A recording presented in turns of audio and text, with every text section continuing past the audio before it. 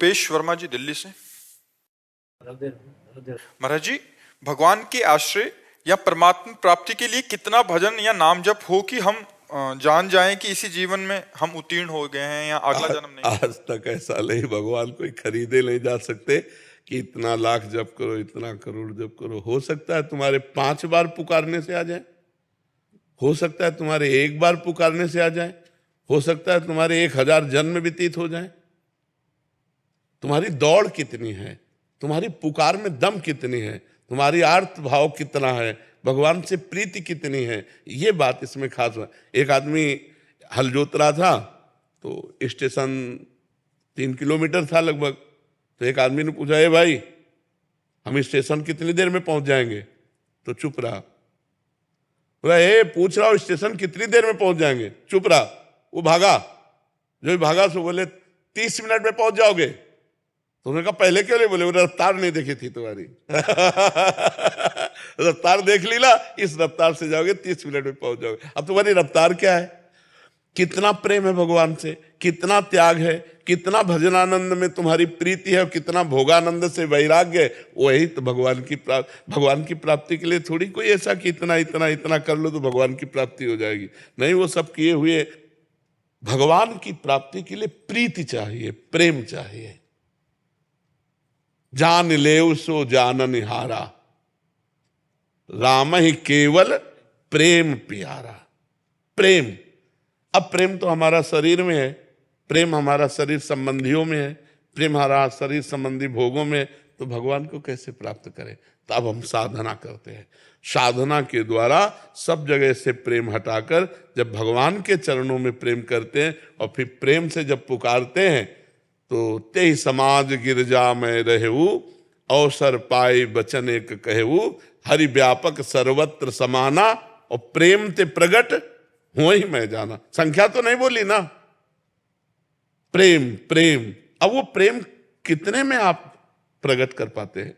कितने दिनों में, कितने जन्म में, कितने वर्ष में, कितने मिनट में, कितने सेकंड में? ये आपकी योग्यता है। प्रेम प्रकट कर लो। भगवान प्रेम से मिलते हैं, ना कि संख्या से, ना किसी एक नियमावली से कि ऐसा कर लो तो भगवान मिल जाएंगे। ऐसी जरूरी नहीं। हो सकता है आपको 1 मिनट में ऐसा भाव आवे, दैन्य भाव, पुकारो भगवान मिल जाए। एक बार नारद जी एक जंगल से जा रहे थे, तो 2 पेड़ के नीचे महात्मा भजन कर रहे थे। एक पीपल के वृक्ष के नीचे और एक बट वृक्ष के नीचे। दोनों ने क्रमशः प्रणाम किया।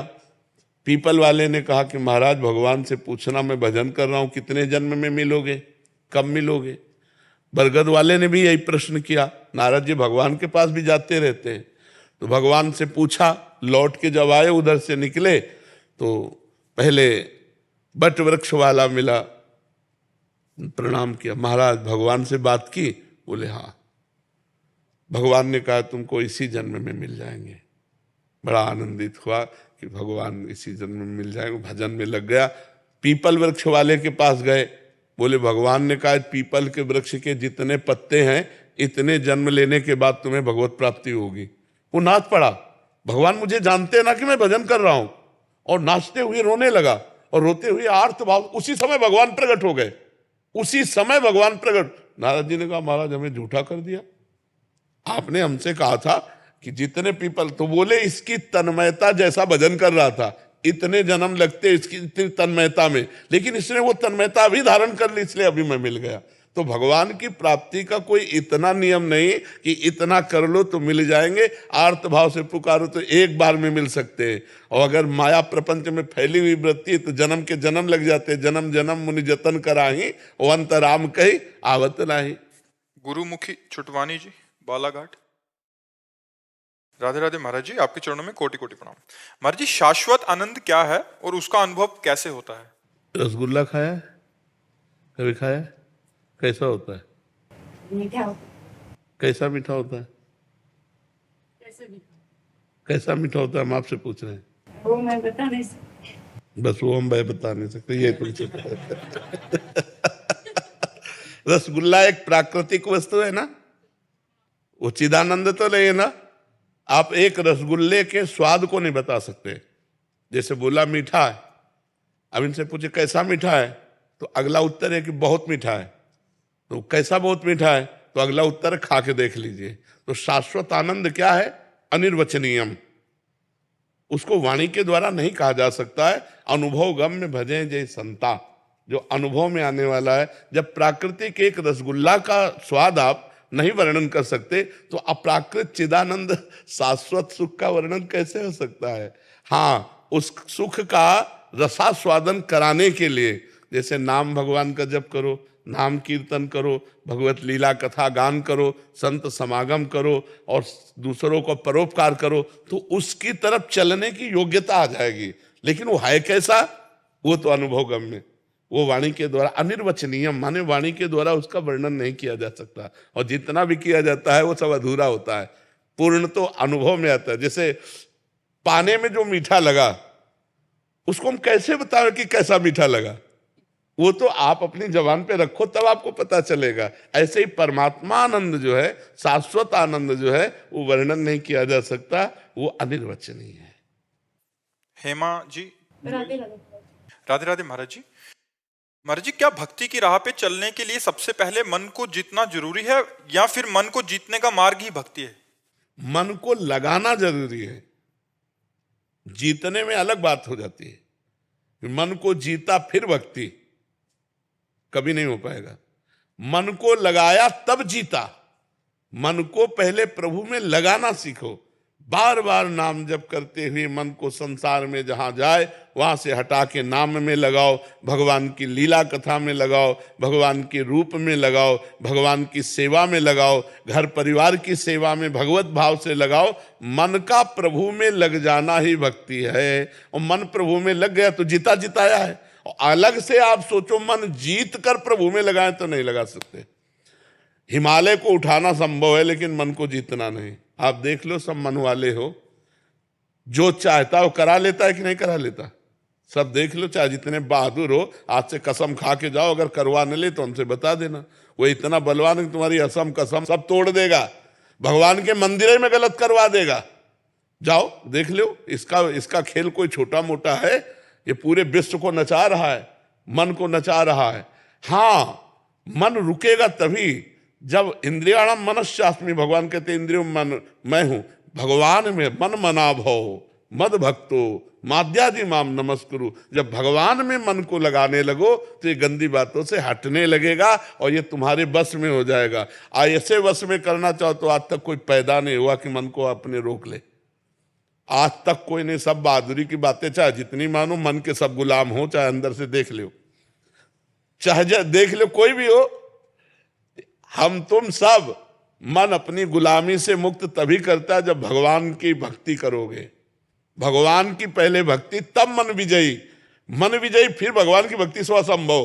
पहले भगवान के चरणों का आश्रय लो और नाम जप करो, फिर धीरे धीरे तुम्हारा मन संसार से हटने लगेगा, तुम्हारे अधीन होने लगेगा भजन के बल से।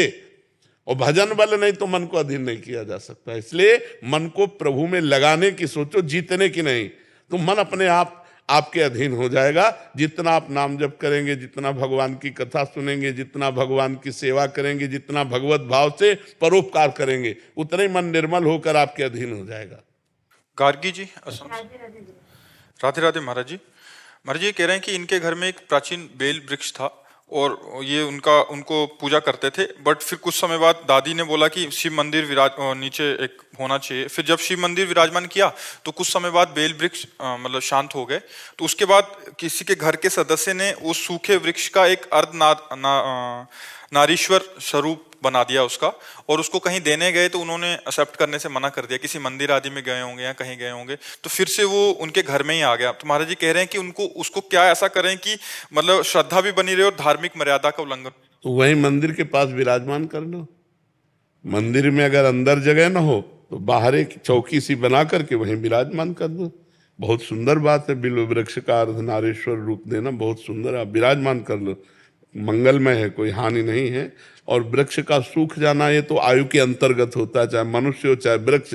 जितनी आयु है उतना ही जीवित रहेगा, उतना ही हरा रहेगा, अन्यथा वो अपने आप सूख जाएगा। तेज प्रकाश जी राजस्थान से। श्री हरिवंश महाराज जी। जैसे कि सुना है कि प्रारब्ध के अनुरूप जीवन में सब कुछ मिलता है। मेरा प्रश्न ये है कि सदगुरुदेव और भक्ति की प्राप्ति में भी प्रारब्ध का कोई योगदान है क्या महाराज जी? भगवान की कृपा, इसमें भगवान की कृपा का योगदान है। नाम रूप लीला धाम ये प्रारब्ध से नहीं मिलते, ये भगवान की कृपा से मिलते। जैसे धाम प्रथम यथामति प्रणवो श्री वृंदावन अति रम्य श्री राधिका कृपा बिनु सबके मनन अगम्य। मन से भी आप नहीं सोच सकते वृंदावन के आने की, तो बात जाने दो।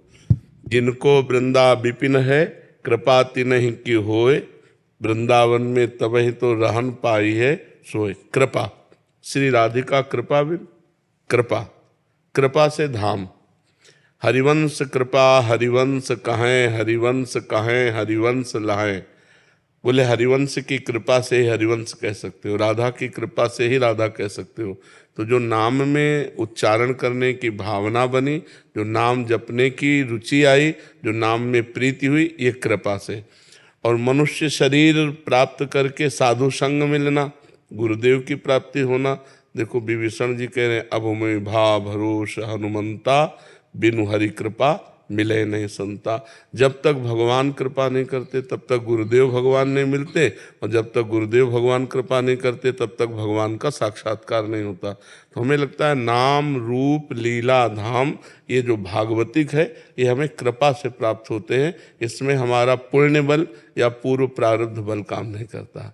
पूर्व का प्रारब्ध शुभ और अशुभ कर्मों से ही होता है, तो अशुभ कर्म का फल दुख होता है और शुभ कर्म का फल सुख होता है। लेकिन परमानंद, भगवदानंद, नित्यानंद ये प्रारब्ध से नहीं मिलता, ये कृपा से प्राप्त होता है। उसे चाहे गुरु कृपा कहें चाहे हरि कृपा कहें।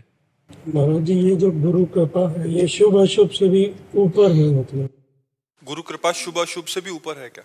हाँ, सो ये शुभ अशुभ तो बंधन कारक है। शुभ ऐसे बंधन कारक है जैसे सोने की जंजीर में बांध दिया गया हो, और अशुभ ऐसे बंधन कारक है जैसे लोहे की जंजीर में बांध दिया हो, लेकिन बंधे तो दोनों है ना। जब शुभ अशुभ दुर्ग विध्वंसी बल तब जयति जयति जग उच्चरे। जब शुभ और अशुभ दोनों का नाश कर देता है तब वो जीवन मुक्त होता है, तब वो भगवत प्राप्त होता है। जब तक शुभ अशुभ बना रहता है तब तक उसे दुख और सुख भोगना पड़ता है। अवश्यमेव भोक्तव्यम कृतम कर्म शुभा अशुभम, शुभ और अशुभ का भोग भोगना ही पड़ता है। और ये भोग के ऊपर का विषय है, ये त्रिगुणातीत विषय। नित्यानंद, भगवदानंद, विज्ञानानंद, परमानंद, अखंडानंद, प्रेमानंद, ये त्रिगुणातीत है, मायातीत है ये। और ये मायाकृत है शुभ और अशुभ, ये मायाकृत है, ये मायातीत नहीं है शुभ। ये शुभ भी अशुभ भी ये दोनों मायाकृत हैं। सतोगुण से शुभ होता है और रजोगुण तमोगुण से अशुभ होता है। तीनों गुण के अंतर, और जो भगवान का आनंद है, जो संत समागम का आनंद है, ये गुणातीत है। मीना जी नोएडा से। राधे राधे महाराज जी। महाराज जी, हम ग्रस्त में रहते हुए मन के भाव परिस्थितिवश निरंतर बदलते रहते हैं। ऐसे में परमात्मा की अनुभूति के लिए मन का अद्वैत में स्थित होना महाराज जी जरूरी है? देखो, जब तक भजन नहीं करोगे तब तक द्वैत अद्वैत की चर्चा केवल कर लो, उससे कोई लाभ नहीं मिलने वाला। जब तक मकान की नींव नहीं सही बनती ना, तब तक वो मकान कमजोर रहता है। नींव है भजन। वारि मथे घृत होए बरु, सिकता ते बरु तेल, बिनु हरि भजन न भवतरी या सिद्धांत पेल। संसार क्या है, मैं कौन हूँ, ब्रह्म क्या है, ये सब छोड़ो। राधा राधा राधा राधा राधा, समझ में आ जाएगा संसार क्या है, मैं कौन हूँ, परमात्मा क्या है, सब समझ में आ जाए। भजन नहीं करोगे तो केवल बातें रहेंगी, उन बातों से तो इस माया पर विजय प्राप्त की नहीं जा सकती। बातन प्रीति न होए सखीरी, प्रीति तो भजन करने से होगी, ज्ञान तो भजन करने से होगा। तो हमें लगता है अपने आचरण पवित्र किए जाए और खूब नाम जप किया जाए और सत्संग सुना जाए, इसी से सब हो जाएगा। किसका है? हाँ, खूब नाम जप किया जाए, सत्संग सुना जाए और अपने कोई कर्म ना बिगड़ने पावे, इसी से सब ज्ञान हो जाएगा। नहीं तो सब में भगवान विराजमान है, ये आखिरी बात समझना है। यहाँ भी और यहाँ भी, अंतर में भी और बाहर में भी एक ही परमात्मा है। जब इसकी अनुभूति हो जाती तो वो शांत पुरुष हो जाता है। भक्ति में 5 भाव हैं। सबसे पहला भाव है शांत। शांत, प्रिय अप्रिय के मिलने पर हर्ष शोक न होना। प्रिय वस्तु व्यक्ति स्थान के मिलने पर हर्ष न होना, अप्रिय वस्तु व्यक्ति स्थान के मिलने पर शोक न होना। मान पर हर्ष नहीं, अपमान पर शोक नहीं। लाभ हानि, सुख दुख, निंदा स्तुति, इनमें शांत रहना, ये भक्ति का पहला भाव है, शांत भाव। बोलो कितना कठिन भाव है, पहले भाव कितना कठिन, शांत रहना। प्रिय अप्रिय की, मान अपमान की, सुख दुख की वृत्तियों में, इसीलिए हम कहते हैं भजन करो। भजन करने से स्थिति अपने आप, जैसे घड़ा भरता जाता है ना, तो वैसे दिखाई देने लगता है। ऐसे ही अपने हृदय में जब भजन बढ़ता चला जाएगा तो भागवती की स्थिति भगवान की कृपा से अपने आप आने लगेगी। नीतीश कुमार दुबे जी, बेंगलोर से। राधे राधे महाराज। राधे राधे महाराज जी। महाराज जी, एक बार आपने अपने प्रवचन में बताया था कि भक्त को अपनी सारी इच्छा समाप्त कर देनी चाहिए। भक्त को देखो, समाप्त करने से नहीं होगी।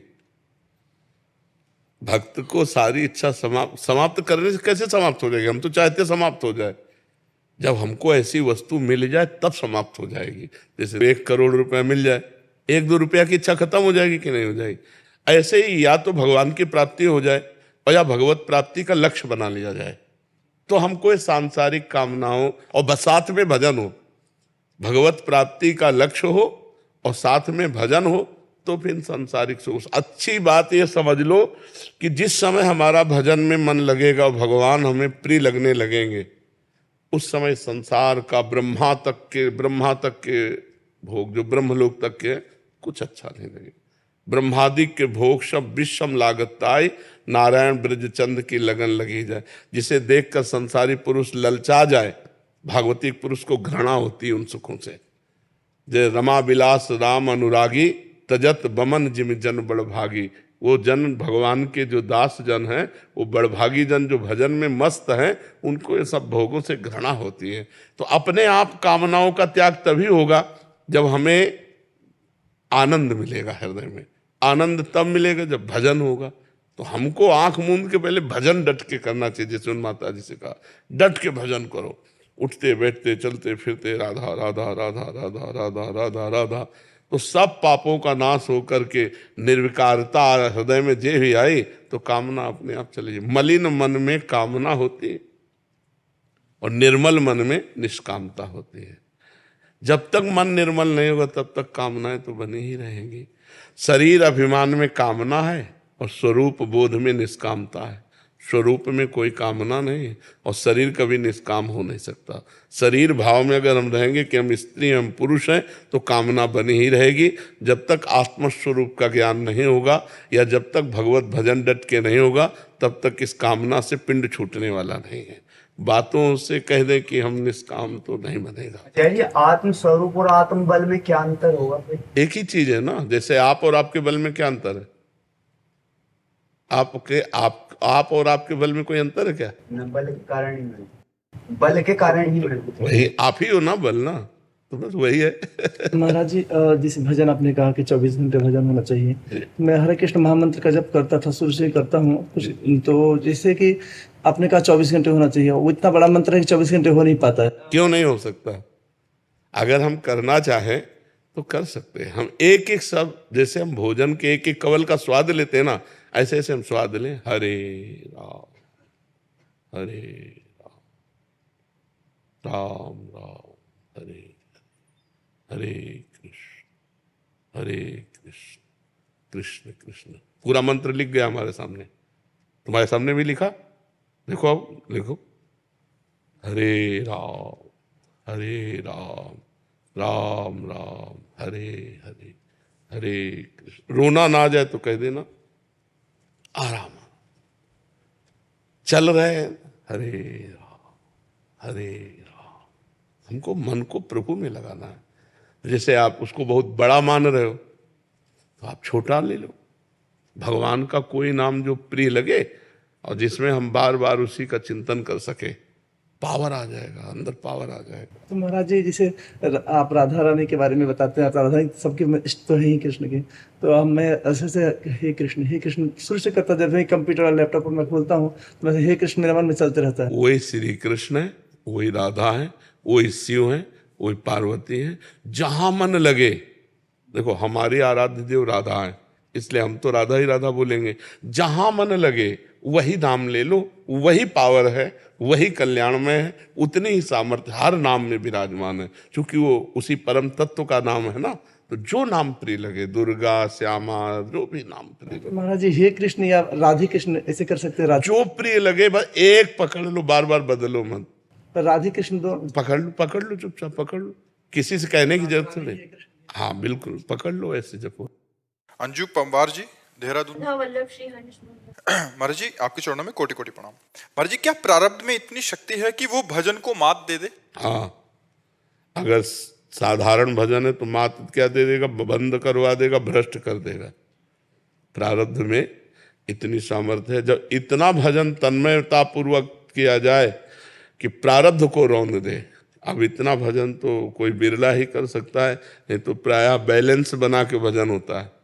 2, 4, 10, 11 हमारा भजन किए और भोगों में रत हैं, मनोरंजन भी कर रहे हैं, तो ये फिर प्रारब्ध रौंद देगा।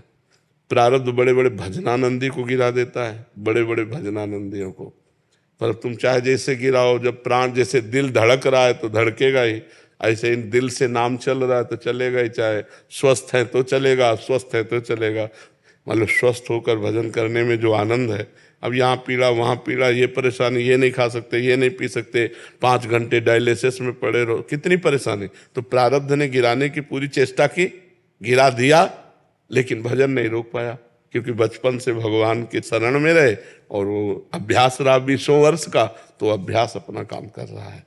तो प्रारब्ध जोरदार होता है ऐसा थोड़ी होता है, बड़े बड़े सिद्धों को होता है। सिद्ध महापुरुष जो हो गए, भगवत प्राप्त हो गए, उनके शरीरों में भी देखा गया कि किसी के कैंसर है, किसी के ऐसे कष्ट हैं, बड़े बड़े कष्ट देखे गए। देवा जी गुवाहाटी से। राधे राधे। जी राधे राधे महाराज जी। महाराज जी जीवन में कई बार अपने जो हमने पहले जो डिसीजन ले लिए हैं उस पर बहुत पछतावा होता है कि हम वैसे नहीं करते तो ठीक था। महाराज जी अभी देखो, उसको डिसीजन लेने का सही स्वरूप है या तो शास्त्र सम्मत डिसीजन हो, कोई भी हो, शास्त्र के अनुसार हो, और या फिर गुरुजनों से अनुमति लेके। मनमानी डिसीजन कोई डिसीजन नहीं है। मन तो हमारा गंदी से गंदी बात के लिए सही का निशान लगा देता है, नहीं लगा देता। देखो अपने लोगों के जीवन में कितनी गंदी बातें हो गई। ज्ञान चाहे जितना बघारो, लेकिन ज्ञान का प्रयोग नहीं कर सकते हो आप। किसको ज्ञान नहीं कि पराई माता बहनों की तरफ गंदी दृष्टि से देखना पाप है? किसको ज्ञान नहीं कि दूसरे का 1 भी रुपया लेना विष है? किसको ज्ञान नहीं कि परोपकार करना सबसे बड़ा धर्म? क्या ऐसा हो पा रहा है? क्यों नहीं हो पा रहा? क्योंकि जीवन में भजन नहीं है। भजन करो और शास्त्र सम्मत डिसीजन लो, और हमसे जो कुछ गलती हो गई है, कोई भी गलती हो गई है, उसका नियम लो कि अब लो नशानी अब ना नशे हो। आज तक की अब नहीं करूंगा, चाहे प्राण चले जाए, तुम हमें मार सकते हो लेकिन हम गलत नहीं कर सकते। अरे मन तू जितना चाहे जला ले, अगर तुम मन की जलन को सहना सीख जाओ तो तुम महापुरुष बन जाओ। यम ही न व्यथयन्ते पुरुषम पुरुषर्षम सम दुखा सुखाधीरम सो अमृतत्वाय कल्पते।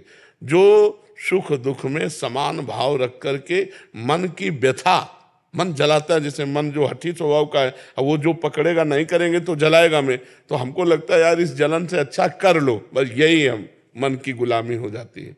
अगर मन के द्वारा प्रेरित की हुई गलत बात को हम ना कहते हैं और वो हमें जलाता है और उस जलन को हम सह जाते हैं, तो हम अध्यात्म में आगे बढ़ जाएंगे।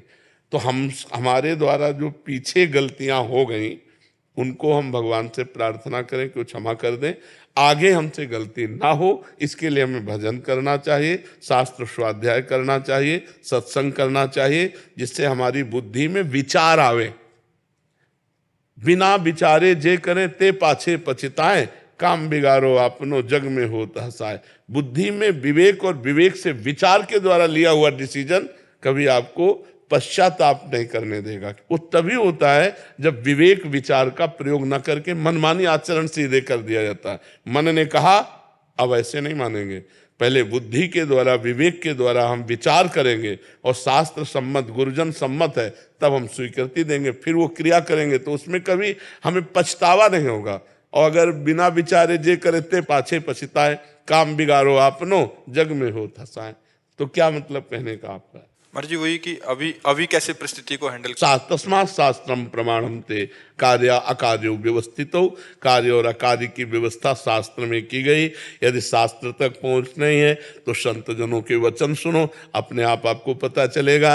यदि इतना भी सौभाग्य नहीं तो नाम जप करो तो आपके हृदय में ही उत्तर मिल जाएगा, ये सही है ये गलत है।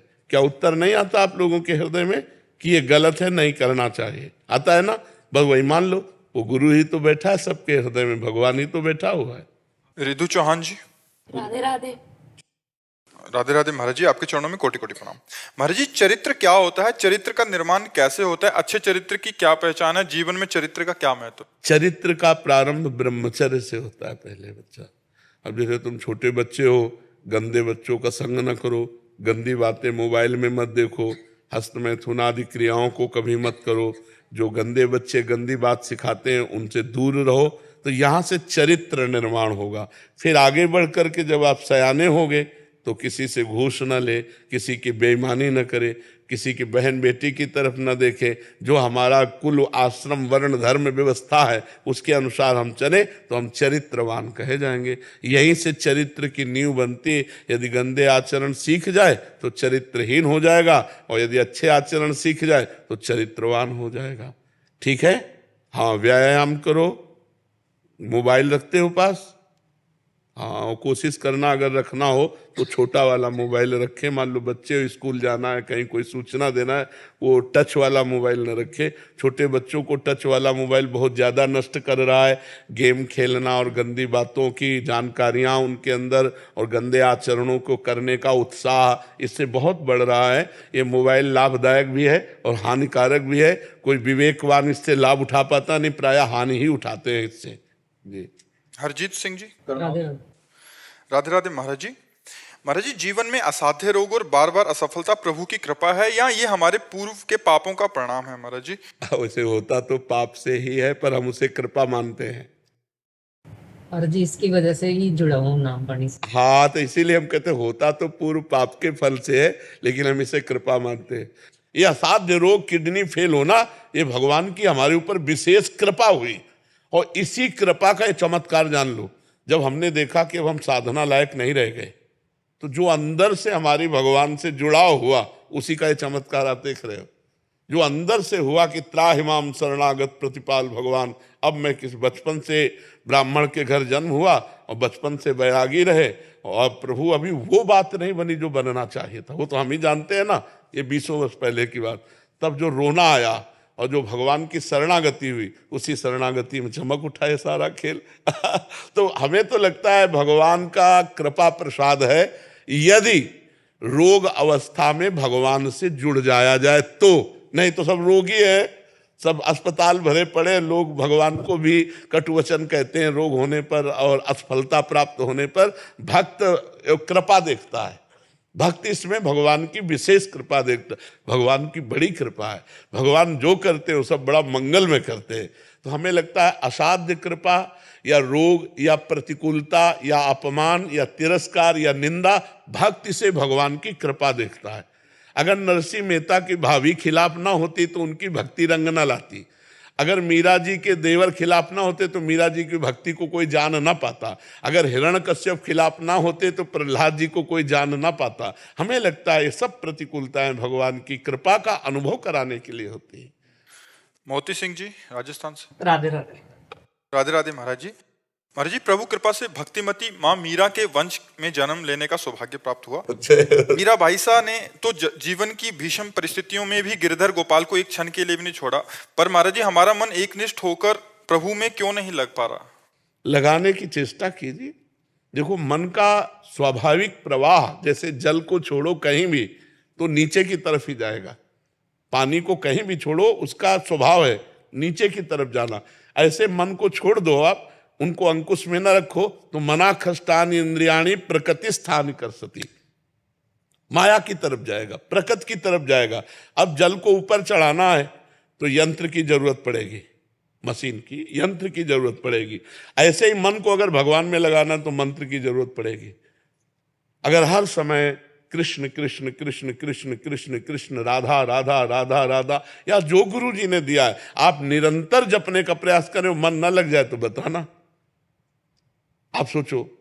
महाराज जी, एक निष्ठा में जैसे मेरे राजस्थान में कहा जाता है, जिसकी खाए बाजरी उसकी बजाय हाजरी।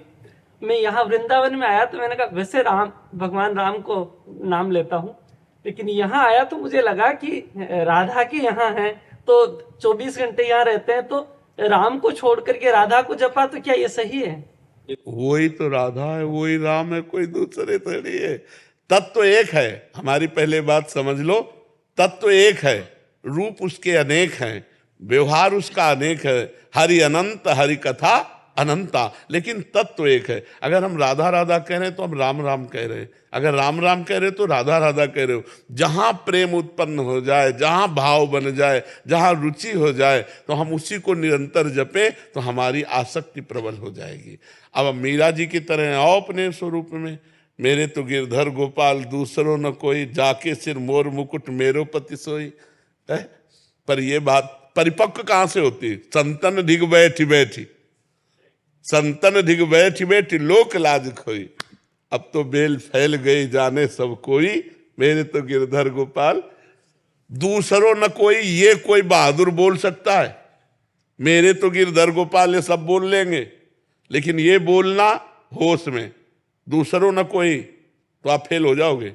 है कोई दूसरा, रुपया है, पैसा है, परिवार है, कुछ कोई है, और मीरा जी के कोई नहीं था। दूसरों न कोई, केवल गिरधर थे, दूसरों न कोई। महाराज, दूसरों ने की अगर श्री जी कहीं और ले जाना चाहती हैं, प्रेम और गाढ़ प्रीति आपकी तरफ है, और श्री जी कहीं और ले जाना चाहती हैं, तो फिर क्या किया जाए? नहीं, श्री जी तो ले जाना ही नहीं चाहती। श्री जी में कोई चाह है क्या? चाह तो जीव में होती, इसमें कोई चाह होती है क्या? आप बताइए। अरे अच्छे साधकों में कोई चाह नहीं रह जाती है, फिर ईश्वर में चाह है क्या? स्वाप्निक या ऐसी अनुभूतियां जो होती हैं, उसको माना जाए कि गाढ़ प्रीति, प्रकट में आप गाढ़ प्रीति आपके साथ है, और जीवन भी आपसे सुधरा है, और साधना भी आपसे चल रही है, लेकिन स्वाप्निक या कुछ अनुभूतियां ऐसी होती है कि उस तरफ चल। स्वप्न का तो न जाने क्या क्या स्वरूप होता है। कभी स्वप्न अच्छा आता है, कभी बुरा आता है, कभी व्यर्थ आता है, कभी कल्पनात्मक होता है। हम बात प्रगट की कर रहे हैं।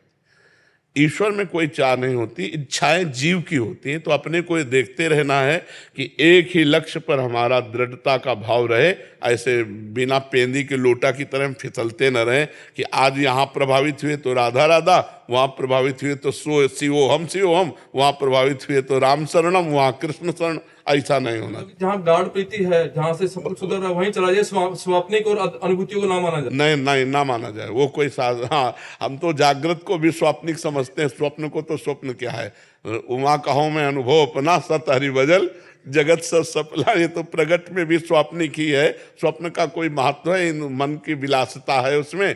कभी सात्विक प्रवृत्ति में आ गया, अच्छे स्वप्न दे दिए, कभी राजसिक भोग प्रवृत्तियां आ गई, कभी तामसिक प्रवृत्तियां आ गई, कभी व्यर्थ का जिसका कोई जोड़ तोड़ नहीं है। स्वप्न तो सब लोग देखते हैं ना, जिसका कोई जोड़ तोड़ नहीं है, सब व्यर्थ है।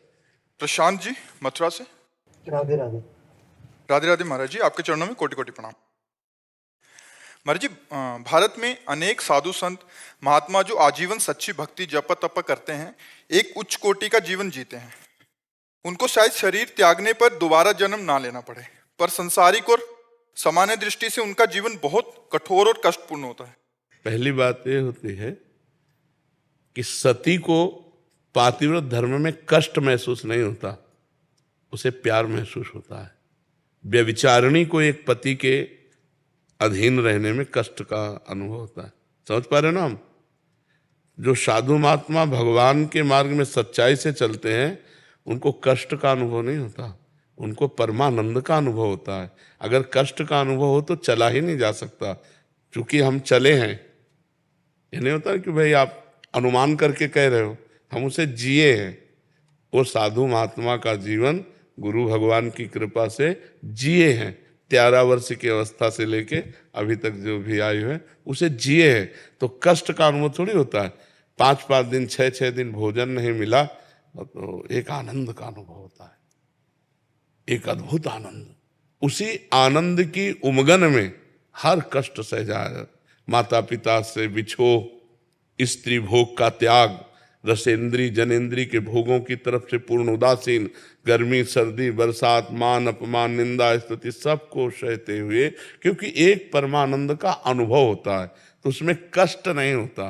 कष्ट देखने वाले को लगता है, उसमें नहीं। जैसे वीर पुरुष को युद्ध क्षेत्र में कष्ट का अनुभव नहीं होता, उसके अंदर एक उन्माद होता है विजय सिंह प्राप्त करने का, और जब उसके अंगों में घाव होता है तो उसके अंदर और उन्माद प्रबल होता है। लेकिन कायर पुरुष को ये देखकर लगता है बहुत कष्ट है इसे, समझ पा रहे ना। तो परमात्मा का मार्ग आनंदमय है, ना कि कष्टमय। संसार का मार्ग कष्टमय है, परमात्मा का जो मार्ग है वो आनंदमय है। स्वयं परमात्मा श्री कृष्ण इस संसार को दुखालयम अशाश्वतम कह रहे हैं। पहली तो ये बात हुई। अब दूसरी बात ये हुई कि जो साधारण जीव है उसको उतना तप करने की जरूरत नहीं पड़ेगी जितना महापुरुषों ने किया है। इंजन बनाने में ज्यादा परिश्रम पड़ता है और डिब्बा बनाने में उतना परिश्रम नहीं पड़ता। पर इंजन 1 2 3 4, लेकिन डिब्बा 100 150। इंजन से कनेक्शन की जरूरत डिब्बे की है। अगर ठीक कनेक्शन है तो इंजन में 1 2 3 4, लेकिन डिब्बे में 100 150 लोग वहीं पहुंचेंगे जहां इंजन पहुंचेगा। तो हम लोग जो संतों का आश्रय लेते हैं, अनुसरण करते हैं, उनकी आज्ञा पे चलते हैं और खाते पीछे मौज मस्ती से हम वहीं पहुंच जाते हैं जहां संत कष्ट करके पहुंचते हैं। क्या सभी को प्रेम प्राप्ति और आनंद की प्राप्ति होती है अंत समय में? नहीं। लक्ष्य क्या था? कल्याण, आनंद और प्रेम, 3 स्टेशन हैं। आनंद की प्राप्ति भगवान में अपनापन होने से होती है। कल्याण की प्राप्ति तो घोर पापी अजामिल को भी हो गई। अपने पुत्र के मिश से उसने नारायण बुलाया अंतिम समय, उसको परम पद की प्राप्ति, कल्याण मिल गया। लेकिन प्रेम ये अत्यंत दुर्लभ वस्तु है। प्रेम तो उन्हीं को प्राप्त होता है जो जननी जनक बंधु सुत दारा, तनु धन धाम सुहृद परिवारा, सबकी ममता ताग बटोरी, मम पद मन ही बांध बर डोरी, समदर्शी इच्छा कछु नाही, हर्ष शोक भय नहीं मन माही, अस सज्जन मम उर्बस कैसे, लोभी हृदय बसहि धन जैसे।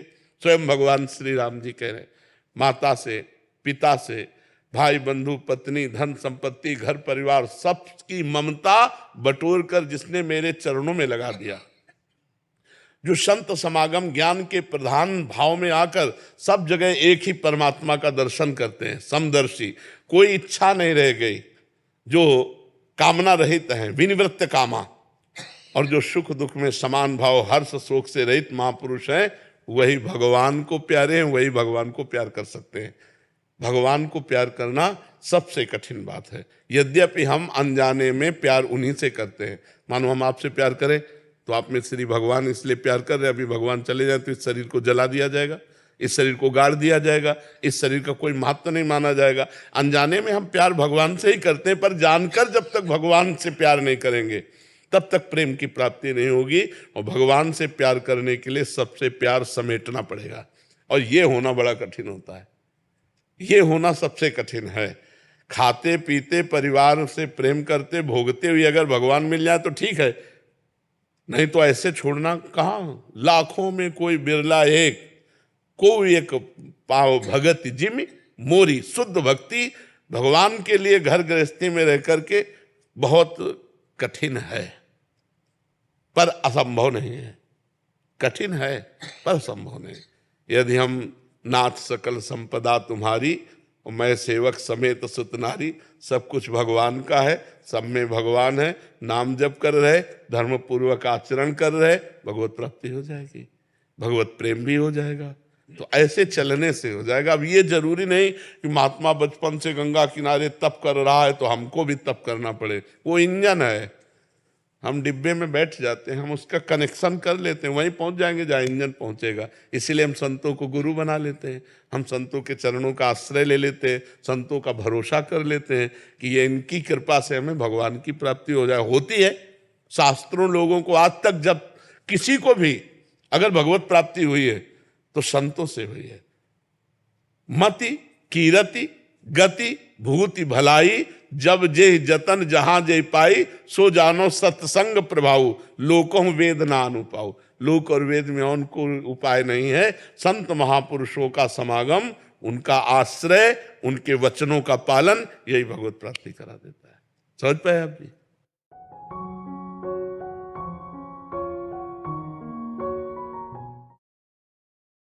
अति उदार करुणा वरुणालय है, अति उदार विभि सुंदर सुरत सूर सुकुमार, राई के संभजन को मानत मेरु समान, अवगुण करे समुद्र सम गणत ना पुनो। कहा श्री जी को, श्री जी को लेकर अपनी वासनाओं की पूर्ति, श्री जी नहीं बोल रहे, उसकी वासना बोल रही, तेरी हानि हो जाएगी, ये उसकी वासना बोल रही, क्योंकि वो देखा जजमान अच्छा है।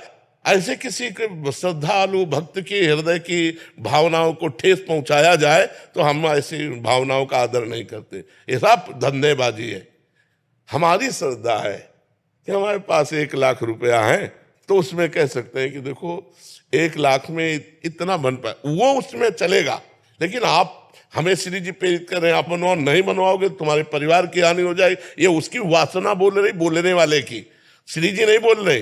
अरे श्री जी तो घोर पापियों पर भी कृपा करती है, घोर दुराचारियों पर भी कृपा करती है, और अपने श्रद्धालुओं का श्री जी घर बर्बाद कर देंगे। हमारी श्री जी तो अति उदार भी सुंदर, करुणा कर उदार राखत कछु नसार, दसन बसन लागत जब देन। ये सब स्वार्थी लोग बात करते हैं, दूसरों की श्रद्धा को डगमगा देते हैं।